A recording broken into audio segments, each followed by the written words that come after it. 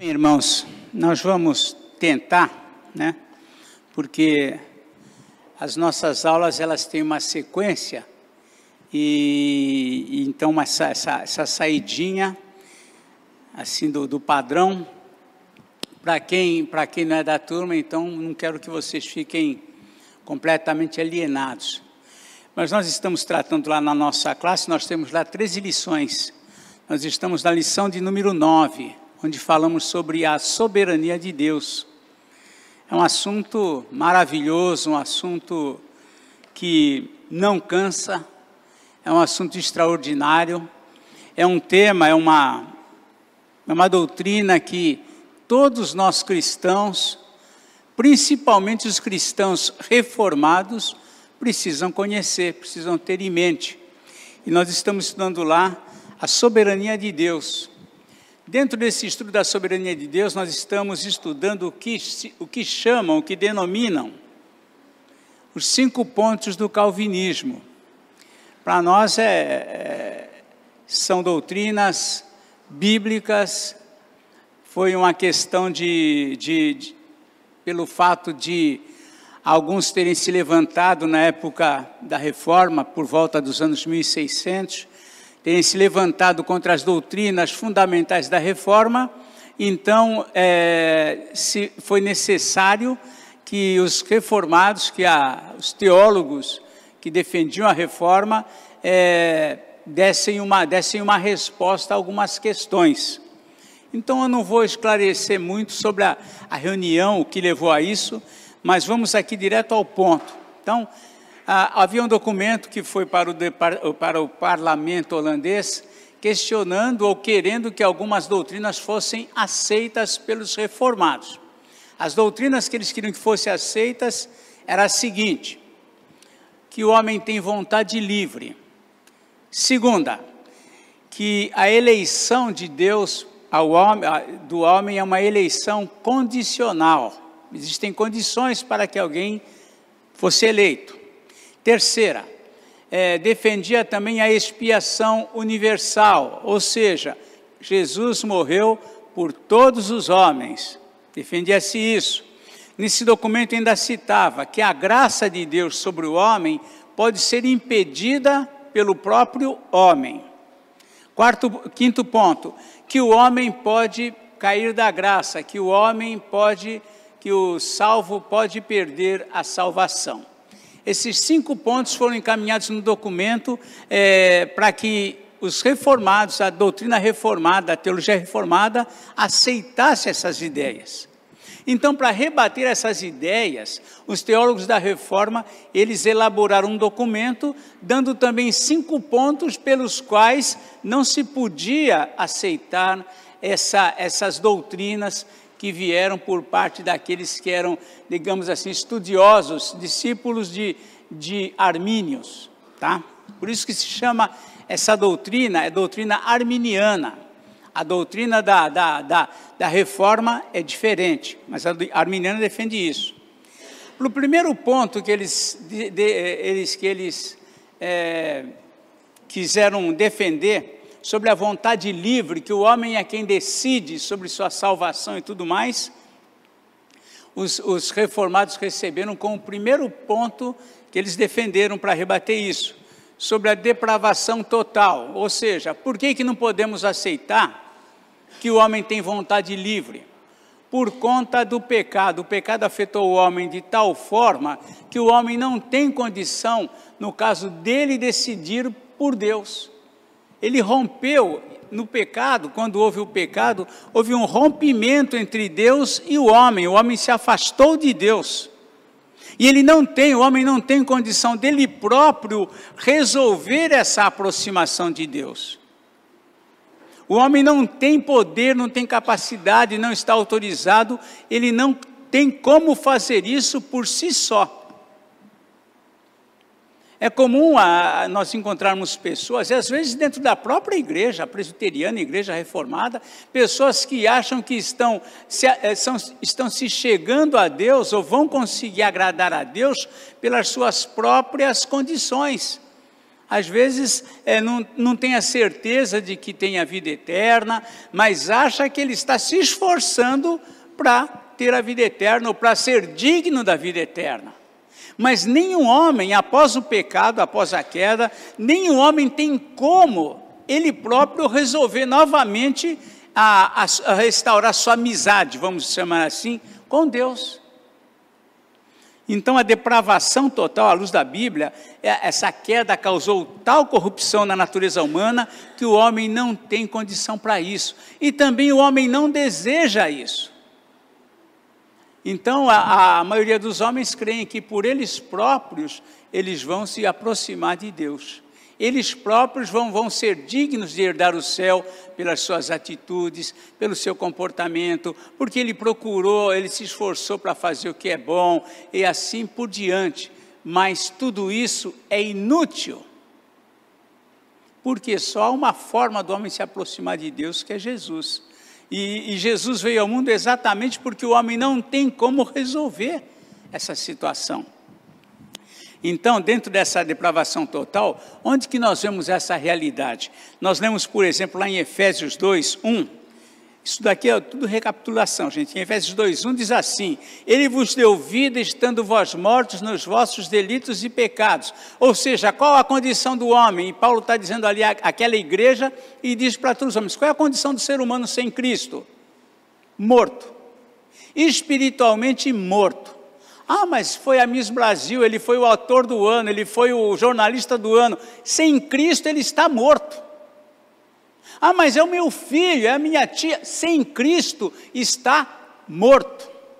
Essa é a condição do homem que não tem Cristo como seu Senhor e seu Salvador. É bíblico. Ele vos deu vida. Por quê? Porque estavam mortos nos vossos delitos e pecados. Devia ter muita gente honesta nesse meio, devia ter muita gente respeitada nesse meio, mas sem Cristo o homem está morto. Outra condição que a Bíblia apresenta sobre o homem sem Cristo: ele está cego, ele não consegue entender as verdades. Lá em Colossenses 1,13 diz o seguinte, que ele nos libertou do império das trevas e nos transportou para o reino do Filho do seu amor. Onde que o homem estava? Nas trevas. Ah, mas se eu falar de Cristo, ele vai conhecer tantas pessoas. O Brasil já ouviu de Cristo. É o maior país cristão, mas o que isso muda? Não muda nada. Então nós vemos que o homem sem Cristo, ele está morto, ele está cego, ele não consegue enxergar as verdades bíblicas, ele não consegue perceber que ele precisa de Jesus, ele não se dá conta disso. Ele está perdido também. Lá em Lucas 19:10, aquele encontro de Jesus com Zaqueu, no final daquela conversa, Jesus disse que ele veio para buscar e salvar o perdido. Está perdido, o homem não tem como se encontrar. Ele não vai sozinho encontrar o caminho da salvação. Ele não tem condições disso, ele está perdido. Paulo ainda diz lá em Efésios 2,3, diz assim, que éramos todos por natureza filhos da ira. Todos os homens estão sob a ira de Deus. Você pode conhecer muita gente boa no seu conceito, muita gente generosa no seu conceito, mas sem Cristo, ela está sob a ira de Deus. É a condição de todos os homens. Ele está condenado à morte eterna. Lá em Romanos capítulo 6, 23, diz assim que o salário do pecado é a morte. Como todos nós somos pecadores, qual o nosso salário? É a morte.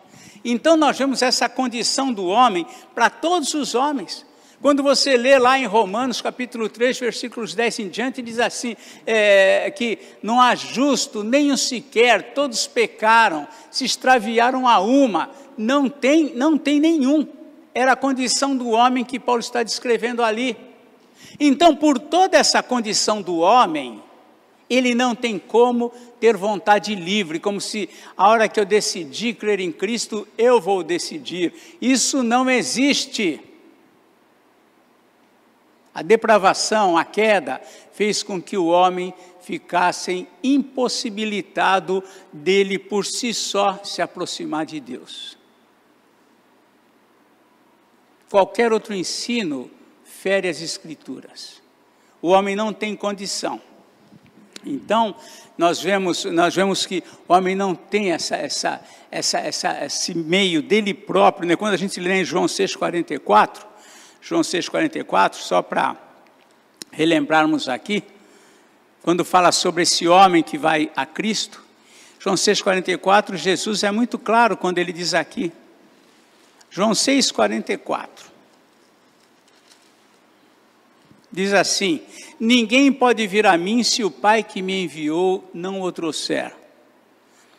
Ninguém, nenhuma pessoa, ninguém irá a Cristo se o próprio Deus não agir na vida dele e não conduzir.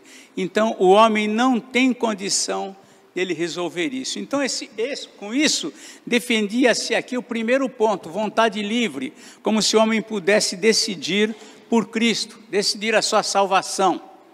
Esses termos que nós ouvimos muito comum, quando eu aceitei a Cristo, na verdade, foi Ele que nos aceitou. O homem não tem condição disso, é Ele que nos recebeu, foi o Espírito Santo que moveu o nosso coração a crer, porque nós não conseguimos produzir, chegar a essa decisão, né? Só um instantinho, Aline. Lá em Efésios capítulo 2, versículo 8, diz lá: pela graça sois salvos, mediante a fé, e isto não vem de vós, é um dom de Deus, e não de obras, para que ninguém se glorie. A fé é um dom de Deus. Mas eu tive fé. Essa fé é um dom de Deus, é um presente de Deus para você. Foi Deus que colocou essa fé no seu coração. Não foi você que chegou à brilhante conclusão de que precisava de Cristo. Não foi você que foi mais sensível do que a maioria e creu em Jesus. Não foram as suas obras que levaram à sua salvação. Pela graça significa, você não tem como pagar, você não tem o que fazer, obra de Cristo. Fala, Aline, o microfone ela já está trazendo. Pastor, nós temos o hábito errado de falar, eu me converti. Na verdade, nós fomos convertidos, né? A gente tem que se policiar para deixar de usar essa prática de falar, eu me converti. São coisas, né, que a gente fala, às vezes, quando percebe, já pensou, porque é tão natural isso, mas é uma palavra que é errada. Não foi eu que me converti, não foi eu que aceitei a Cristo. Foi Cristo que me aceitou, foi Deus, foi Ele que me converteu. Então, por quê? Porque eu não tenho condição disso. E foi isso a primeira resposta. Então, os arminianos defendiam, olha, o homem tem vontade livre. Os reformados diziam, não. Por quê? Por causa da sua natureza caída, por causa do pecado que aconteceu, por causa da desobediência do homem, ele perdeu a condição. Antes da queda, o homem tinha comunhão com Deus. Diz a Bíblia que o Senhor passava na viração do dia pelo jardim. Havia comunhão. Após a queda, rompeu a comunhão. E o homem não tem como percorrer esse caminho de volta para Deus. Nós anunciamos a Cristo, falamos de Jesus, damos bom testemunho, convidamos para vir para a igreja, mas se o Espírito Santo não agir nesse coração, tudo isso será inútil. Ok? Qualquer pergunta, podem perguntar. Fala, Josefa. Pastor, eu creio que foi Deus que nos escolheu, com certeza, né? Mas eu creio também que nós temos livre-arbítrio de tomar decisões, não com respeito à salvação, mas ao nosso dia a dia. Por exemplo, Deus não quer que um bandido mate uma outra pessoa, não quer que o marido bata numa mulher, não é? Então, tem coisas que têm acontecido pelo mundo, porque, na verdade, na palavra de Deus, diz que o mundo jaz no maligno. Então, as pessoas que não têm entendimento de Deus e nem de sua palavra, elas fazem o que ela bem entende. estão perdidas no mundo. Eu creio dessa forma. Sim. À luz da Bíblia, nós estudamos isso, por isso que essa classe é importante. Nós já estudamos anteriormente nós estamos na lição 9, em outras lições, sobre isso. O homem perdeu o livre-arbítrio após a queda. Antes da queda, o homem tinha liberdade, inclusive, de escolher se ele ia pecar ou não. Deus fez um pacto com o homem. Olha, o seu pecado é esse. Então você não coma do fruto da árvore do conhecimento do bem e do mal. Deu ao homem a liberdade. Essa liberdade o homem perdeu. Se nós tivéssemos um pleno livre-arbítrio, então eu podia acordar no amanhã e dizer, eu hoje não vou pecar. Acabou, então onde está meu livre-arbítrio? Eu não consigo me conduzir. Quando você lê sobre a história de Faraó, livre-arbítrio, a história de Faraó, o que mostra o Faraó? Deus falou para Moisés, você vai falar com o Faraó, mas eu vou endurecer o coração dele. Cadê o livre-arbítrio de Faraó? Deus endureceu. Quando Nabucodonosor levou o povo de Deus para a Babilônia, Nabucodonosor dizia, o grande Nabucodonosor é que fiz isso. Fui lá, peguei esse povo, peguei um monte deles também, trouxe para cá, estão todos escravos porque eu fiz isso. E aí Deus fala lá em Jeremias 29, versículo 4, o seguinte, então vai lá e leva para essa palavra ao povo que eu deportei. Quem deportou eles de Israel para a Babilônia, Nabucodonosor dizia, fui eu. Deus fala, eu deportei. Então quem foi Nabucodonosor? Foi um instrumento de Deus para fazer o que ele queria. Cadê o livre-arbítrio dele? Então, quando nós falamos em livre-arbítrio, o fato de eu dizer, olha, eu vou dar um passo para frente, e eu olha, eu tenho livre-arbítrio. Deus permitiu que eu desse um passo para frente. Então, a despeito da soberania de Deus, o homem tem responsabilidade. Isso ele tem, mas livre-arbítrio ele não tem mais. Então, nós perdemos esse livre-arbítrio. Então, nós agimos, nós realmente planejamos, o coração do homem pode fazer planos, mas a resposta certa dos lábios vem do Senhor. Né? Lá em Tiago fala, olha, vós que dizeis que iremos amanhã, faremos tal coisa, isso, aquilo, em tal lugar, vocês não sabem de nada, Tiago lembra, vocês não sabem de nada. O que é a vossa vida? Quem sou eu para dizer amanhã eu vou fazer, hoje eu vou fazer, eu não tenho esse livre-arbítrio, eu dependo em tudo do Senhor. Dependo dele, então as coisas que eu faço porque Deus permitiu. Mesmo a maldade, mesmo os erros, Deus não tirou do homem a sua responsabilidade. Deus podia ter impedido a Caim de matar Abel. Claro que podia. Dava uma dor de barriga no Caim naquele dia lá, ele não ia para lugar nenhum. Mas ele permitiu, ele foi e falou para Caim, não faz isso. Caim foi e fez. Não é porque Caim tinha livre-arbítrio, não. Deus permitiu. Então, livre-arbítrio é quando eu decido, eu quero fazer e eu faço. Então, nós perdemos isso. E a luz da Bíblia vai dizendo, né, que nem próprio aceitar a Cristo, quando os discípulos, os apóstolos pensavam, foi eu que decidi te seguir, Senhor. Aí lá no texto lá de João 16,15, Jesus fala, olha, não fostes vós que escolhestes a mim, eu escolhi a vós outros, vocês não decidem nada. Sem mim, nada podeis fazer. A Bíblia coloca o homem coloca numa condição que a humanidade hoje não aceita mais. Mas a Bíblia diz, olha, você é nada. Deus é tudo. Então, nós perdemos essa condição de livre-arbítrio, como a gente imagina que de fazer coisas. A gente faz, eles estão matando, Deus permite. Deus permitiu Caim matar Abel, permitiu que Rússia invada a Ucrânia, permite que outros estejam matando, Deus permite nos planos dele. Propósitos dele, para ensinar, para corrigir, para deixar a gente atento a algumas coisas. Quantas coisas a gente sofre, mas nós não temos mais esse livre-arbítrio como a gente, no sentido que a gente imagina. Tá, Josefa? É isso. Então, pois não, pode falar, Paulo. Opa, microfone aqui para o Paulo. Claro, você tem que ir para para o mundo, aí, a internet aí vai te levar até os confins da terra. Pode falar. Às vezes aquilo que, pelo menos eu entendo assim, a gente fala como livre-arbítrio, na verdade é uma livre agência, né? Uma liberdade que nós temos de agir dentro da vontade de Deus. Porque quando nós nos referimos a livre-arbítrio dessa forma, poderia escolher o homem pecar ou não pecar, mas o homem não consegue, por causa da sua natureza caída. Então, quando eu peco, eu estou agindo de acordo com a minha natureza. Então, eu não estou sendo livre para fazer isso, eu estou escravo da minha natureza.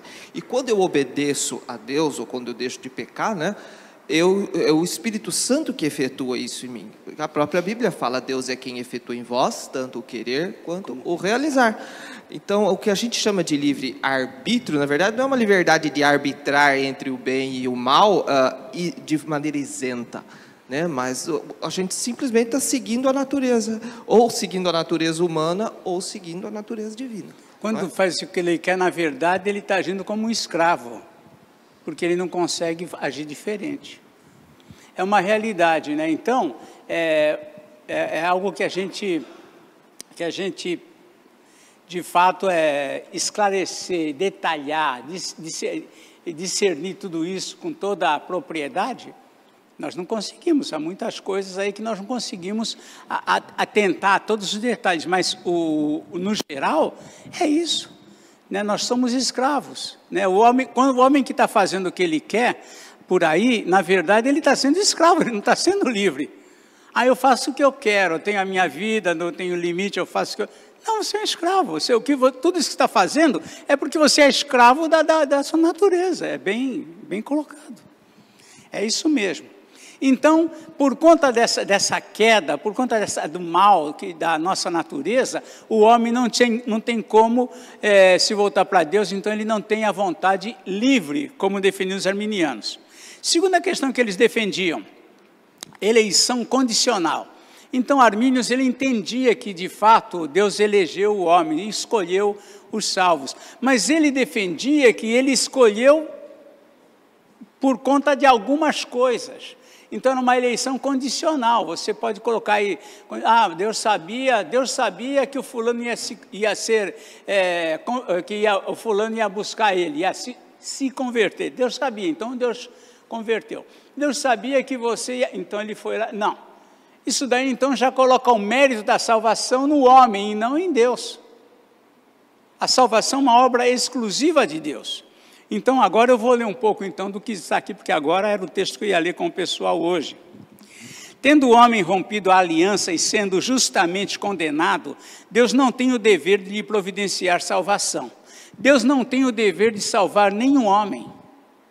O pacto que ele fez com Adão era o nosso representante. Todos nós estávamos em Adão. Sêmen de Adão está lá. Toda a humanidade está ali nessa condição.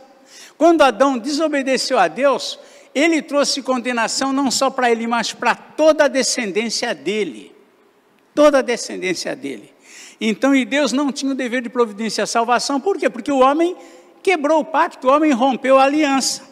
Contudo, antes da fundação do mundo, sabendo de antemão que o homem viria a pecar, decidiu eleger alguns para a salvação. A condição do Deus, quando nós falamos num Deus soberano, Deus é o Deus que governa todas as coisas, que criou todas as coisas, que sabe todas as coisas. Ele conhece o que foi, o que está acontecendo e o que vai acontecer. E Deus, à luz da Bíblia, isso que nós estamos falando, vamos já tratar biblicamente, Deus, ciente, desde antes da criação do mundo, que o homem viria a pecar, antes da fundação do mundo, Deus mesmo já providenciou um Salvador, fez um plano da salvação.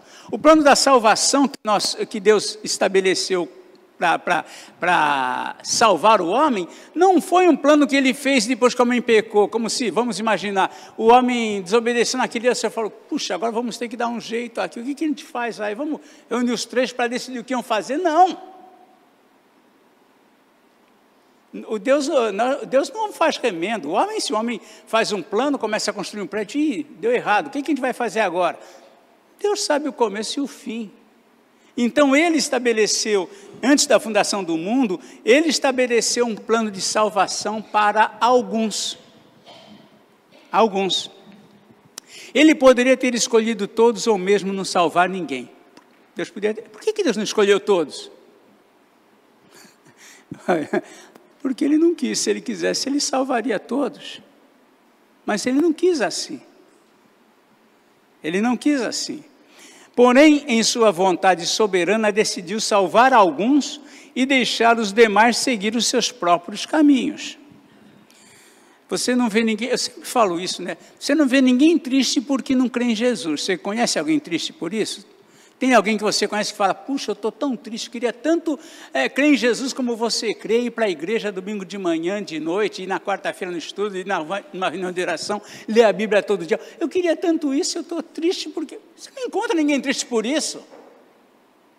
Você encontra pessoas criticando você, zombando de você, porque você crê, mas não que ele está triste porque não crê. Deus deixou esses nos caminhos que eles escolheram, como nós também estávamos no mesmo caminho antes deles nos escolher. Então, a sua escolha não se baseia em qualquer ato previsto ou resposta do escolhido. Deus não escolheu alguém porque ele preveu que aquela pessoa iria aceitá-lo. Então aí, esse que foi convertido, ele merecia, porque ele que foi tem o mérito aí da salvação. Deus não escolheu, então, ninguém dentro desse ato previsto ou resposta do escolhido, mas tão somente pela sua livre vontade. Aqueles que não foram escolhidos permaneceram nos seus próprios planos e escolhas, e não estão tristes por isso. Tá? Você não encontra ninguém triste porque não crê, encontra alguém triste porque não comprou um carro que o outro comprou, porque não foi para onde o outro foi, porque não consegue fazer o que o outro faz, mas porque ele não crê em Jesus, você não encontra ninguém triste por isso. Dona Vanilde quer falar aqui, por favor. Obrigadão, William.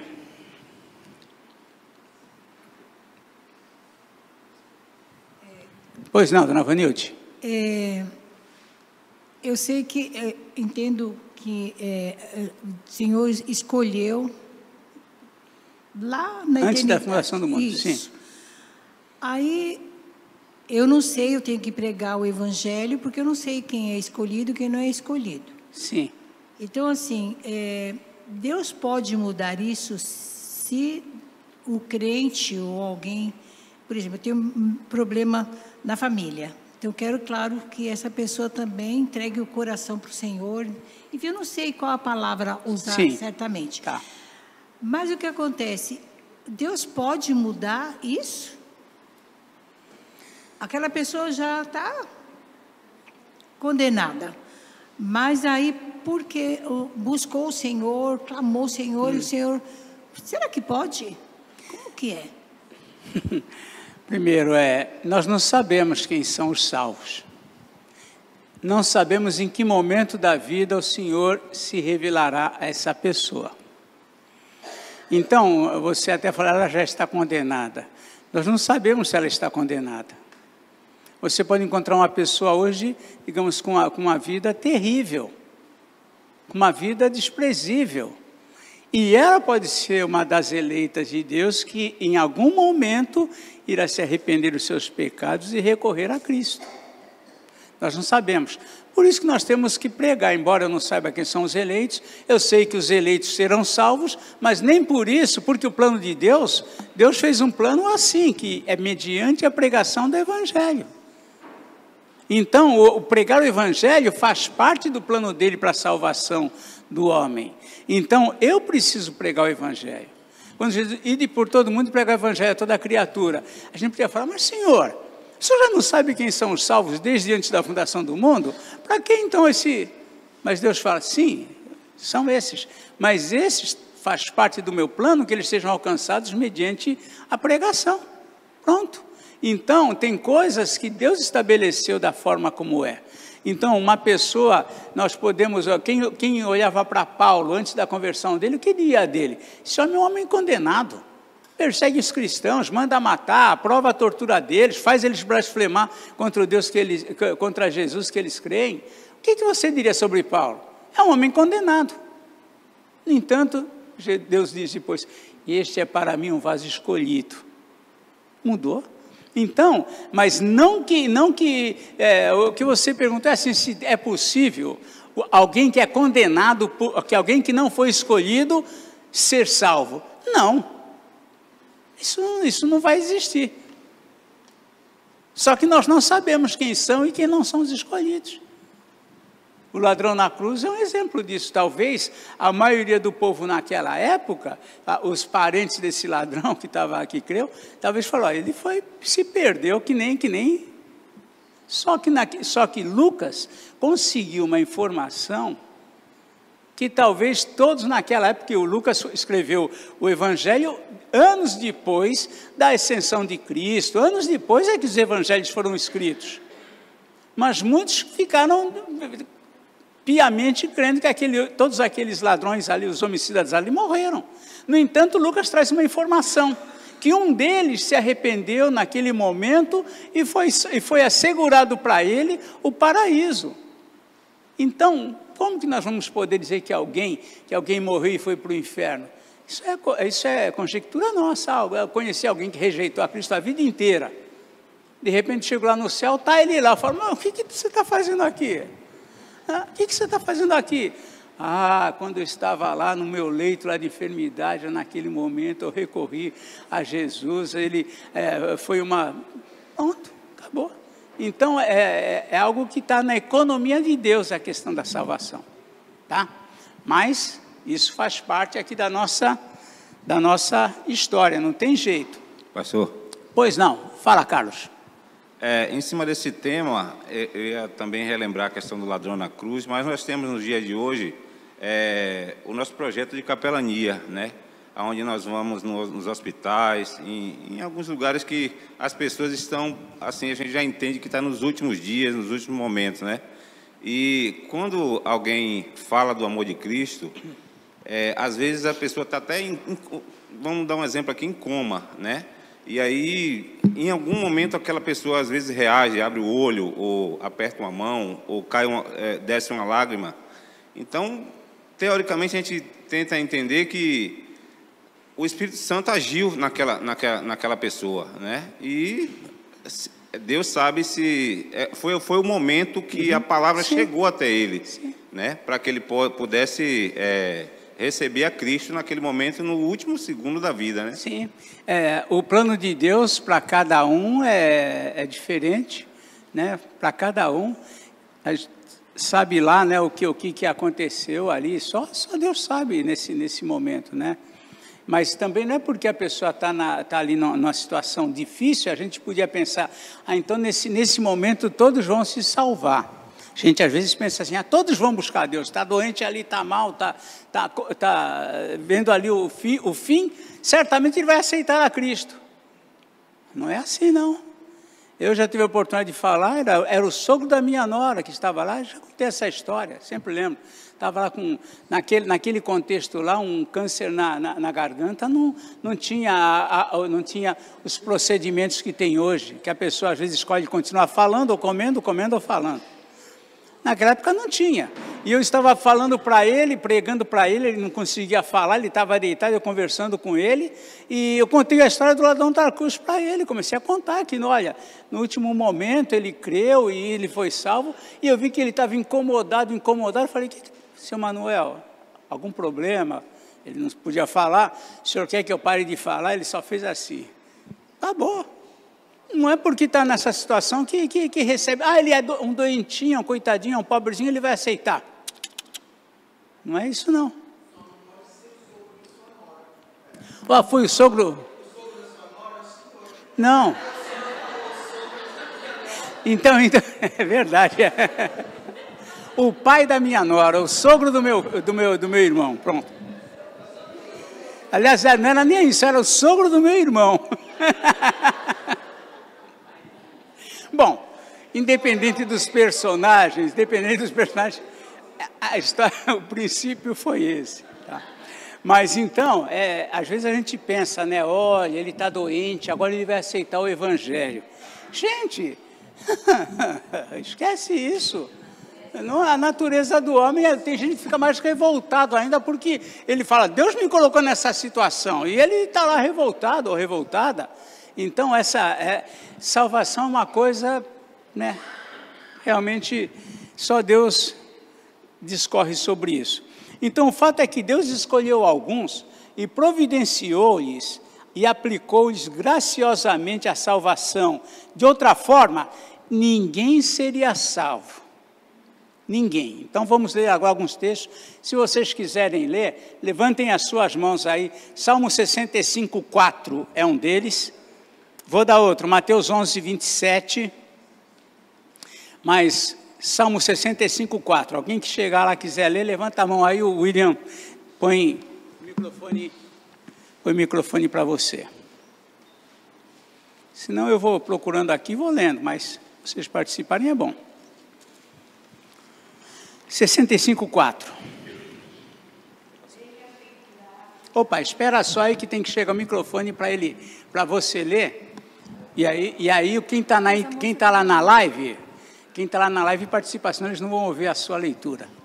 Pode ler. Bem-aventurado aquele a quem escolhes e aproximas de ti, para que habite nos teus átrios. Ficaremos satisfeitos com a bondade de tua casa, o teu santo templo. Muito bem. Esse início aí, gente. Bem-aventurado aquele a quem escolhes. Davi está aqui já aplicando a doutrina da soberania de Deus quanto à eleição. Bem-aventurado aquele a quem escolhes, a quem tu escolhes. Não é bem-aventurado aquele que te escolheu. Ele não diz, olha, Senhor, bem-aventurado aquele que escolheu a ti. Não. Bem-aventurado aquele a quem tu escolhes. E ele acrescenta mais, e aproximas de ti. Não foi você que creu em Jesus, não é você que vai se aproximar de Jesus, é Deus que vai agir no teu coração e Deus vai aproximar você dele. Obra de Deus.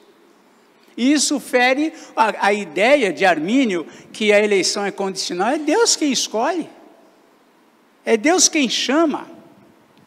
Ainda Mateus 11, 27. Tudo me foi entregue por meu Pai. Ninguém conhece o Filho, senão o Pai. E ninguém conhece o Pai, senão o Filho, e aquele a quem o Filho o quiser revelar. Olha aí. Está claro aí, não tem, é Deus quem vai fazer isso, é o Senhor quem vai agir no coração, é Ele quem vai revelar, e não o homem. É Deus que revela. Não tem como o homem concluir isso. Ainda em Romanos 8, 28 a 30. Romanos 8, 28 a 30.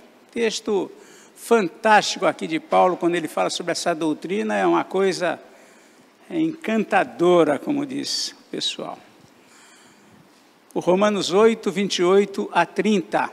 E sabemos que todas as coisas contribuem juntamente para o bem daqueles que amam a Deus, daqueles que são chamados segundo o seu propósito. Porque os que dantes conheceu, também os predestinou para serem conformes à imagem de seu Filho, a fim de que ele seja primogênito entre muitos irmãos. E aos que predestinou, a esses também chamou. E aos que chamou, a esses também justificou. E aos que justificou, a esses também glorificou. Veja que é obra completamente de Deus. Ele que chama, Ele que elege, Ele que predestina. Né? Quando o povo por aí, a maioria dos segmentos cristãos, evangélicos, são arminianos. Quando eles ouvem essa palavra predestinação, eles... O que é predestinação? A Bíblia fala em predestinação, fala em eleição. Deus não escolheu de ninguém a maneira como Ele agiu. Deus não escondeu. Ele esclarece na Bíblia, fala de eleição, fala de predestinação.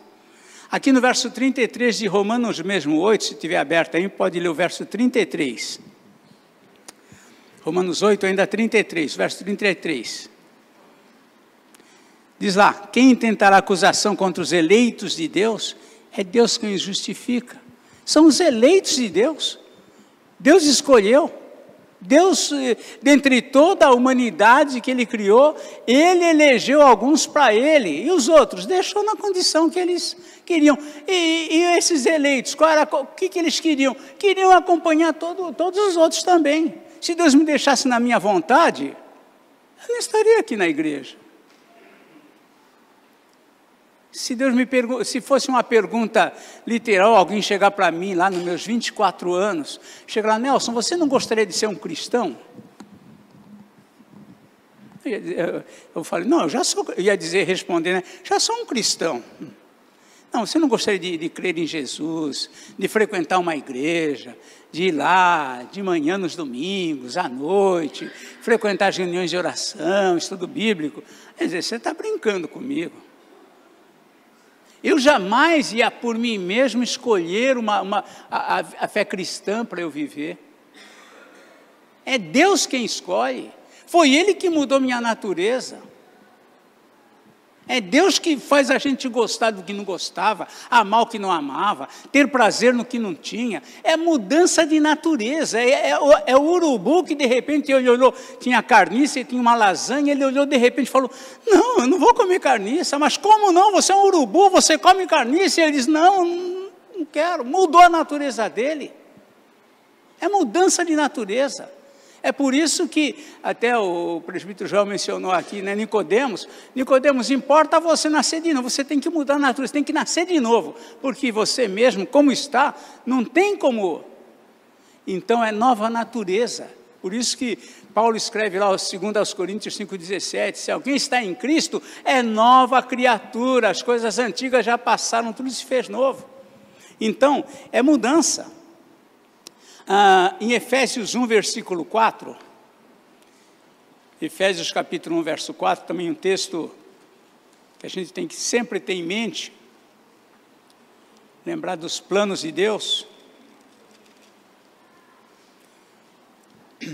Diz assim como nos escolheu nele, antes da fundação do mundo, para sermos santos e irrepreensíveis perante Ele em amor, e assim segue, mas Ele nos escolheu em Cristo, antes da fundação do mundo.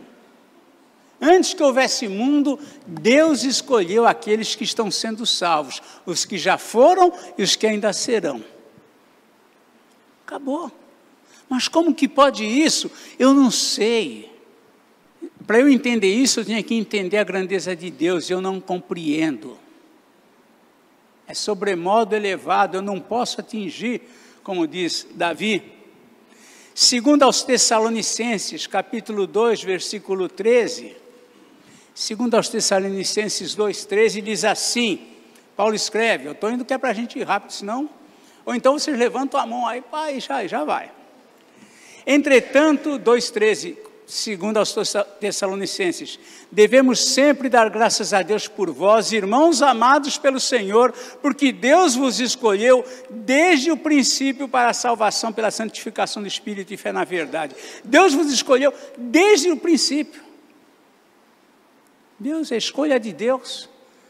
A Bíblia é tão claro isso, que para alguém defender que foi Ele que decidiu, ele tem que esconder a Bíblia para falar isso. Porque se ele abrir a Bíblia, ele não vai conseguir falar isso sem se contrariar, sem encontrar tantos versos que dizem o contrário. João 6,37, Jesus mesmo dizendo aqui, João 6,37, Evangelho de João, capítulo 6, versículo 37. Aquela hora nós lemos o 44, agora vamos ler o 6,37.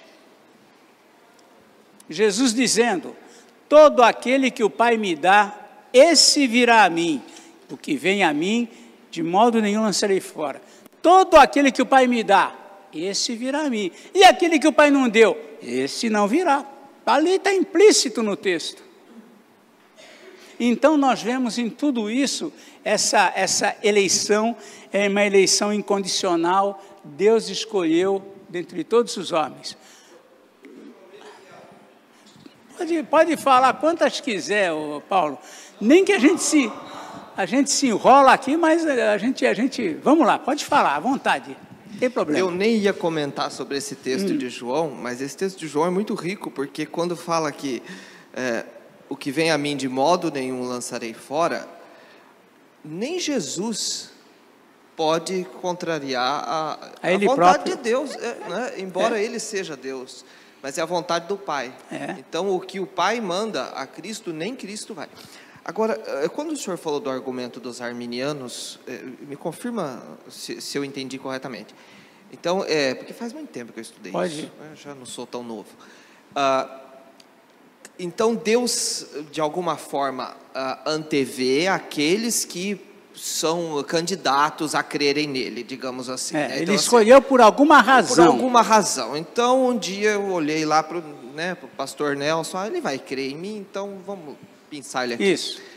Mas isso me parece um argumento muito ilógico.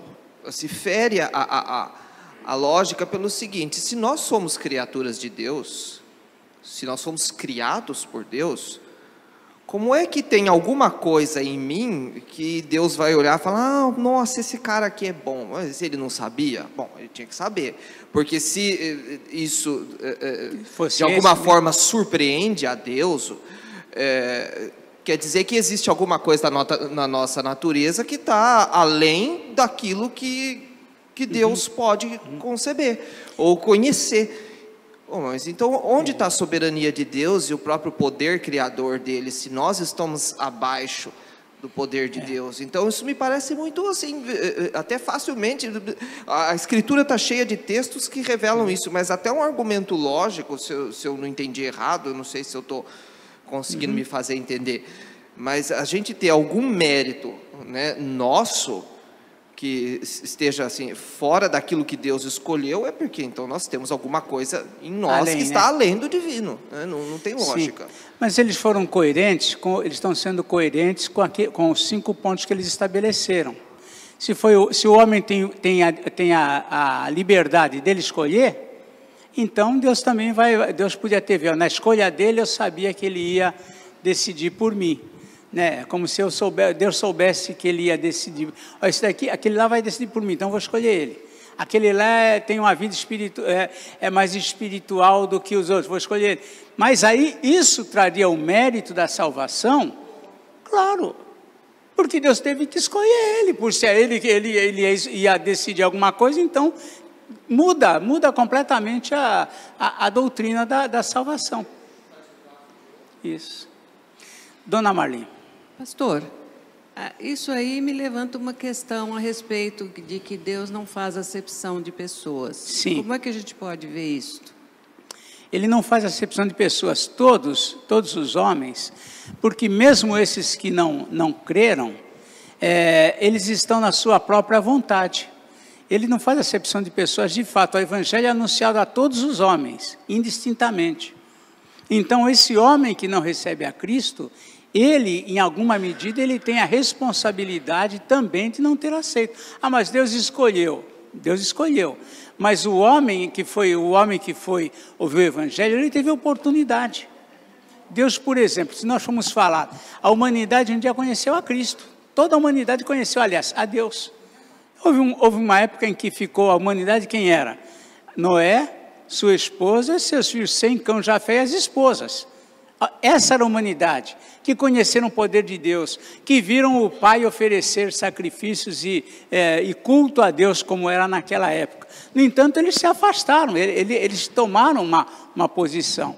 Então, o homem, ele não é inocente por não aceitar a Deus, por não receber a Cristo. Ele não é inocente.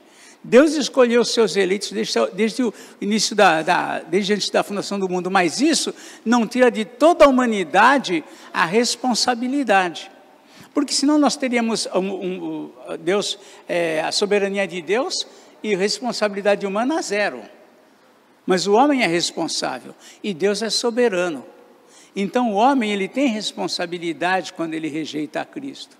Então nós não podemos dizer, ele queria ser salvo, mas não pôde ser porque não era escolhido. Isso não vai existir, porque ele não queria mesmo, como nós não queríamos ser salvos. Na verdade, para a nossa salvação, Deus nos tirou daquilo que a gente queria ir.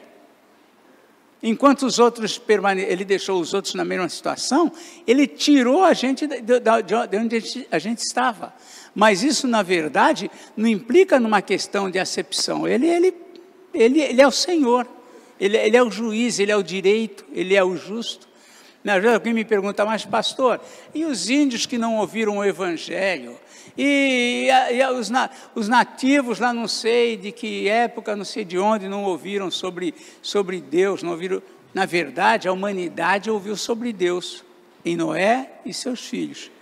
Quem se afastou de Deus, e Deus permitiu, foi a própria humanidade. Então, o homem é responsável.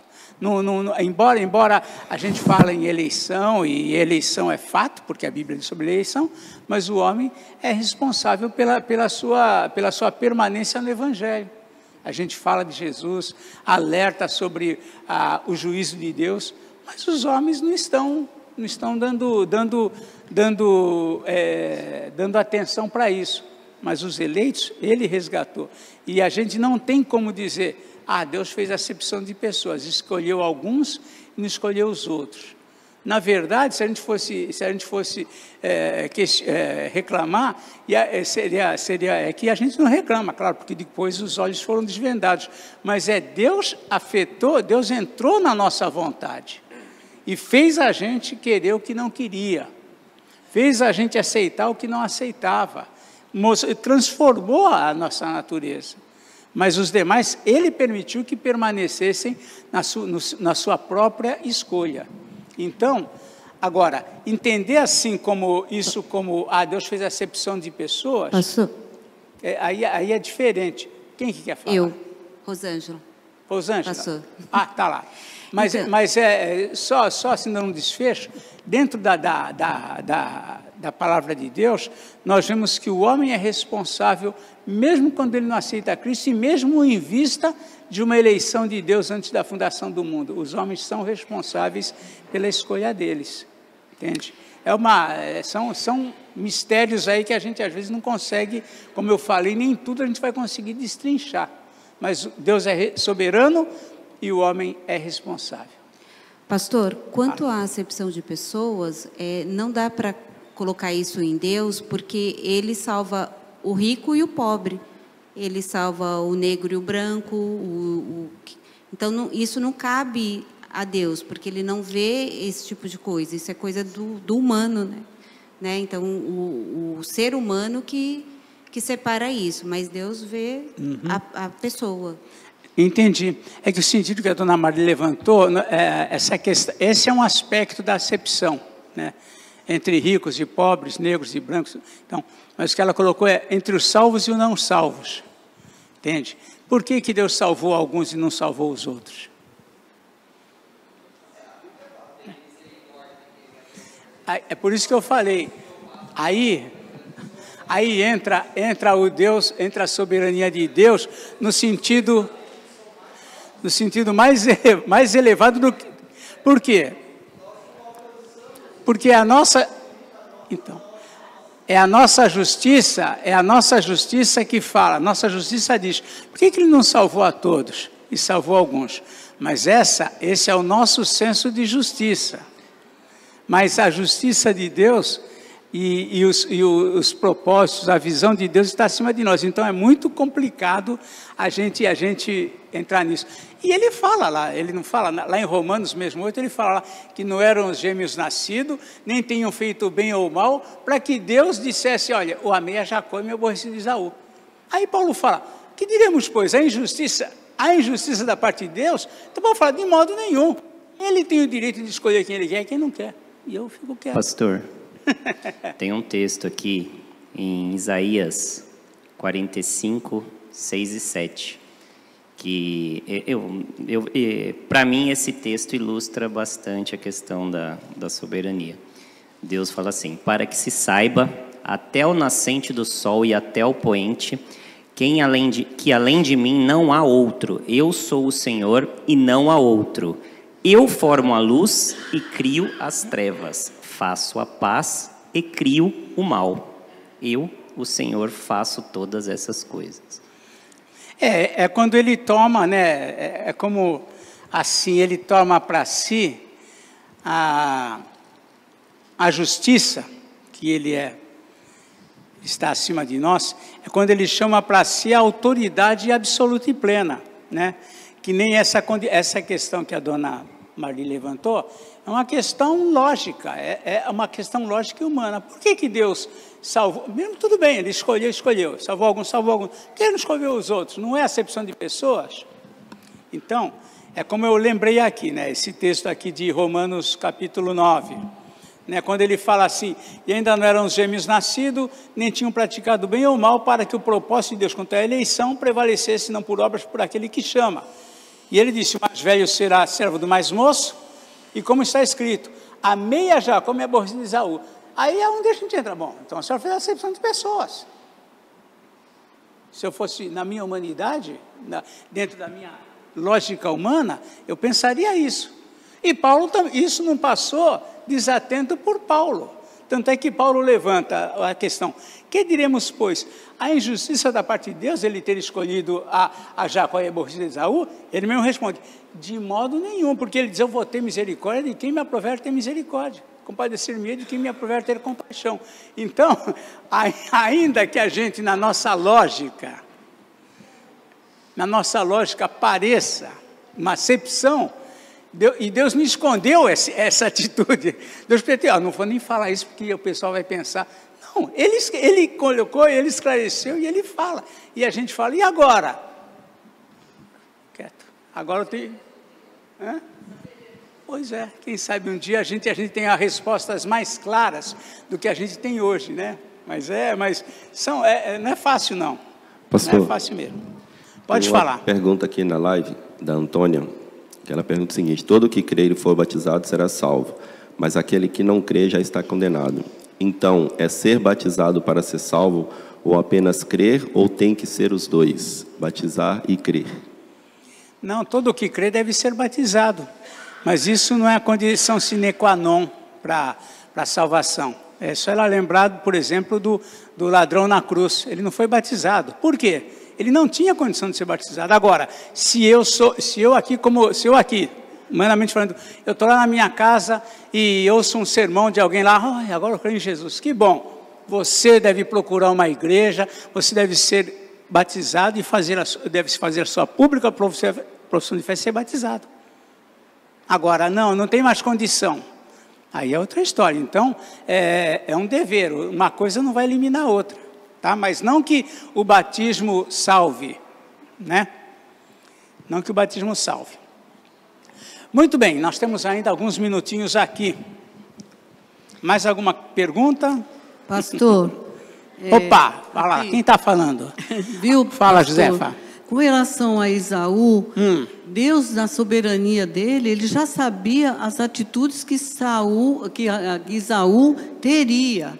Eu acredito que foi por isso que ele escolheu Jacó, né? Porque Deus, ele é soberano, né?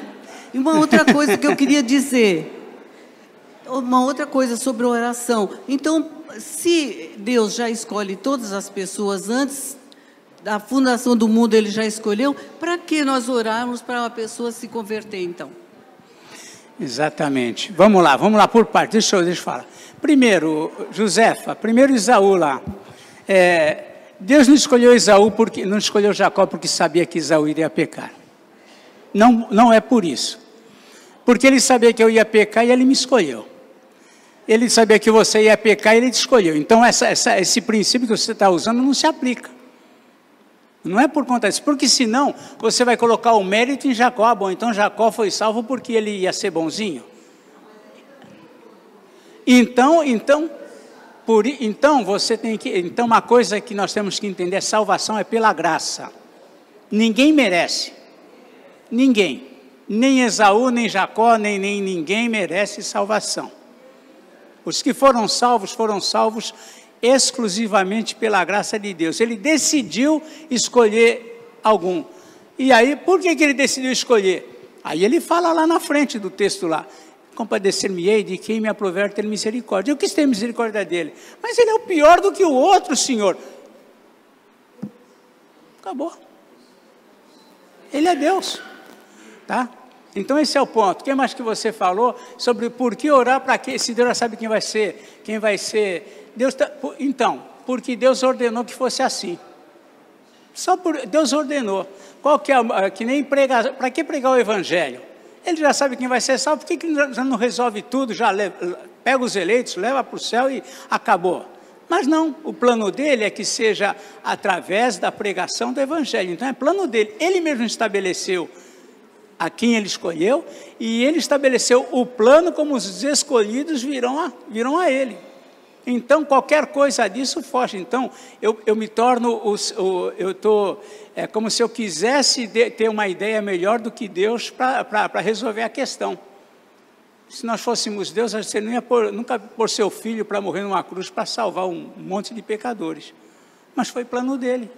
Por que ele não fez um planinho mais suave? Né?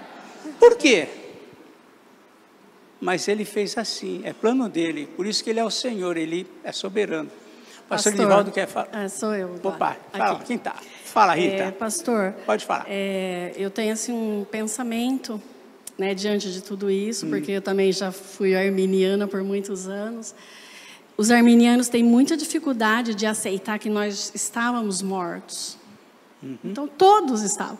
E eu percebo que depois agora, dentro da linha reformada, os irmãos também têm essa dificuldade de aceitar que todo ser humano estava morto nos seus pecados e delitos, conforme Efésios 2. Sim. Então, pode ser essa dificuldade de aceitar essa soberania de Deus e de que nós estávamos mortos. Sim. Pode ser por isso. É um conjunto, né, de entendimento que gera, às vezes, essas dificuldades. Mas eles creem que nós nascemos que nem uma página em branco.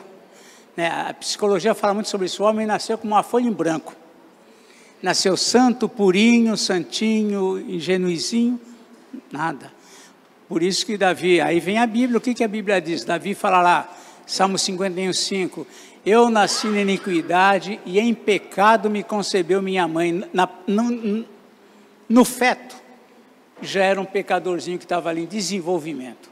Então, nós nascemos sob essa condenação. Então, Deus não tinha... por misericórdia que Ele salvou alguns. Vontade dEle. Pastor Nivaldo. Pastor, a minha voz não está ajudando muito, mas eu não estou resistindo aí, à sã doutrina. Muito bem, vamos lá. Esse tema do Tulipe aí, os 5 pontos do calvinismo, eles são sempre recorrentes, eles voltam sempre. Essa discussão já tem 400 anos já, calvinistas e arminianos. Eu penso que o grande problema é que a gente tem dificuldade, a gente quer colocar a nossa lógica tentando adequá-la à lógica de Deus. Esse é o problema. Porque a gente fala assim, mas não é justo, não é certo. Por exemplo, como que salva o Jacó e não salva o Esaú? Porque lá em Malaquias, diz o texto lá que amei Jacó e aborreci de Esaú. Só que os tradutores colocaram aborreci para dar uma suavizada. Mas a palavra no original não é aborreci. A palavra é odiei. Que é o contrário do amor, né? Amei Jacó e odiei Esaú. Aí você fala, mas não é justo. Mas não é justo. O Jacó é ruim. E o Esaú também é ruim. Então, o certo é não salvar ninguém. Então, qual é o nosso grande problema? A gente quer pegar a nossa lógica e tentar adequá-la a Deus. É por isso que a gente sempre fica na mesma coisa, na mesma questão. É justo, não é justo, é certo, não é certo. Outro problema que eu vejo, a Bíblia, ela é um livro divino humano. A parte humana eu consigo entender, mas a parte divina eu não consigo entender. Ela não cabe na minha lógica, não cabe no meu pensamento. Isaías, por exemplo, o profeta Isaías vai dizer que os meus pensamentos não são os vossos pensamentos. Os meus caminhos não são os vossos caminhos. Aí o que a gente fica tentando dizer? Mas não é justo. Mas não é certo. É a criatura finita, pequena, limitada, dizendo que um ser infinito, todo-poderoso, soberano, está errado. Então a gente inverte totalmente as coisas. Então essa é a nossa discussão. A gente tem dificuldade no primeiro ponto em admitir que o homem é depravado. Nossa, que expressão forte. Que a eleição é incondicional. Mas e o meu livre-arbítrio? Outra coisa, a gente vai criando ao longo dos tempos crendices populares que de Bíblia não tem nada. Então é preciso que nós olhemos para a Bíblia de uma forma mais aprofundada. Então, esse é o problema. A Bíblia é um livro divino humano, eu tento adequar na minha lógica, se está na minha lógica, está certo, se não está, está errado. É por isso essa confusão. E aí, sobre a questão da dona Marli, sobre a acepção de pessoas, eu tenho um entendimento um pouco diferente. O que eu penso sobre a acepção de pessoas? Quando a Bíblia fala de acepção de pessoas, ela está falando de condição social e não de salvação. Lembra? Uma coisa é uma coisa e outra coisa é outra coisa. Novamente a velha filosofia. Acepção de pessoas na Bíblia é condição social. Novamente a gente faz distinção. Eu preguei recentemente em Tiago 2, versículos 1 e 2, Tiago diz: meus irmãos, não tenhais a fé em nosso Senhor Jesus Cristo, Senhor da glória, em acepção de pessoas. Aí Tiago fala de acepção de pessoas. Aí ele dá um exemplo: vai entrar um rico na igreja e um pobre na igreja. Se, portanto, entrar na vossa sinagoga algum homem com anéis de ouro nos dedos, em trajos de luxo, e entrar também algum pobre andrajoso, e tratardes com deferência o rico, e ele continua, o rico e o pobre. Então, acepção de pessoas é condição social. Deus não olha para a conta, para a nossa conta bancária. Se alguém é rico, o cara é muito rico, e alguém não tem nem conta bancária. Então, acepção de pessoas é condição social. Salvação é outra coisa, é outro departamento. Tá certo, é isso mesmo. Obrigado, pastor. A condição é que passa, embora a gente possa dar o nome de acepção de pessoas ou não, a gente tem um senso de injustiça. Humanamente falando, Deus escolheu Jacó e se aborreceu de Esaú, e diz, eles não tinham feito nada ainda, né, de mal, ou seja, Paulo está querendo enfatizar a situação de que Deus é soberano na escolha. E ele escolheu, e aí Paulo levanta, essa injustiça que a gente pensa que ele levanta. Que diríamos, pois, a injustiça? Paulo não usa aqui o termo, né? Que diríamos, pois? Ele não diz aqui no 14, houve acepção de pessoas? Não, ele diz a palavra, houve injustiça? A injustiça dele escolher um e não escolher outro? Deus fala, não, eu tenho o direito de escolher a quem eu quiser. Compadecer-me-ei de que me aprover ter misericórdia. Mas isso dói, isso não é justo. Bom, aí, meu amigo, aí vai ter que discutir, né, com o Senhor, aí a conversa é com ele, mas é assim que ele diz, e ele podia, digamos assim, biblicamente ter omitido isso aqui. Não vamos falar, Paulo, não fala nada, porque vão levar que é a injustiça de Deus.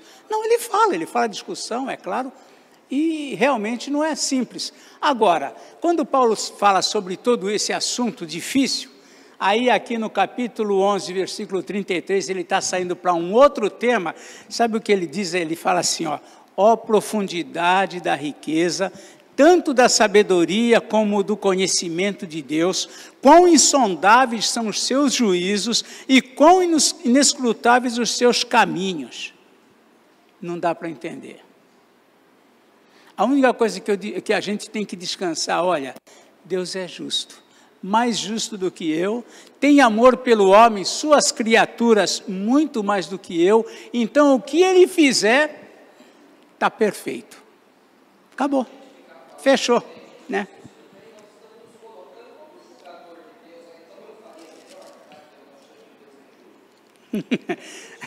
Olha só, né? Já que a gente está avançando aqui, olha o que ele diz aqui, no mesmo capítulo 9 lá de Romanos, ele fala assim, tu porém me dirás, ele diz aqui no 19, tu porém me dirás, depois que ele diz, terei misericórdia, que me aprover ter misericórdia, acabou?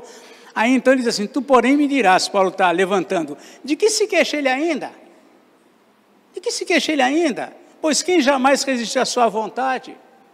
Aí ele continua: quem és tu, ó homem, para discutires com Deus? Porventura pode o objeto perguntar a quem o fez, por que me fizeste assim? Ou não tem o oleiro direito sobre a massa para do mesmo barro fazer um vaso para honra, outro para desonra? Ou seja, gente, fica quietinho. Deus fez, está perfeito. Eu posso não entender a obra, eu posso